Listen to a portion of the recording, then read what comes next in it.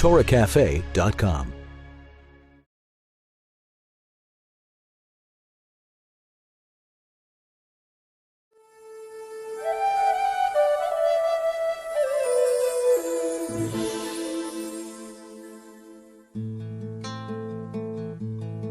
Yalta was the daughter of Rabbi Bar Avuha, one of the most noted scholars of the generation, who also served as the Reish Galuta, the head of the Jewish community and its official representative before the Persian rulers. She thus grew up in a home of great privilege and scholarship, and possessed a strong sense of her own dignity and self-worth.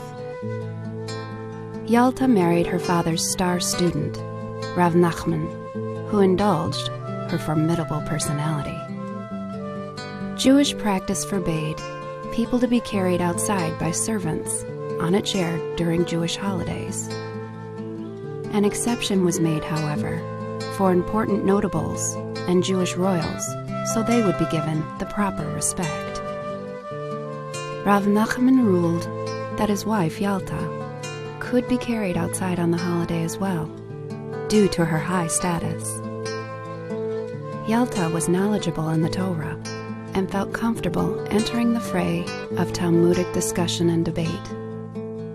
She once asserted to her husband that it is a principle that for every forbidden thing, God provides something similar which is permissible. For instance, although the Torah prohibits the fat of cattle, one can eat the fat of deer or antelope. She then challenged him to prepare for her a permitted food, similar in taste to milk and meat cooked together. Rav Nachman obliged, preparing her a dish made from roasted cow's udder. The sage Ula traveled frequently from Israel to visit the Babylon centers of learning, and on one occasion was hosted by Rav Nachman. Ula recited the customary blessing over a cup of wine at the conclusion of the meal, and shared the cup with Rav Nachman. Rav Nachman suggested the cup be sent to his wife as well, as was the custom in his home.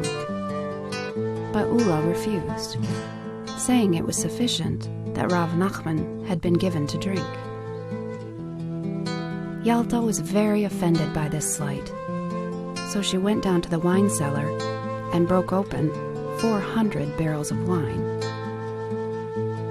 Ula was unimpressed by her fit of passion. He continued to refuse to send her wine from his cup, saying, "Let all that open wine be counted as your blessing." But Yalta had the last word.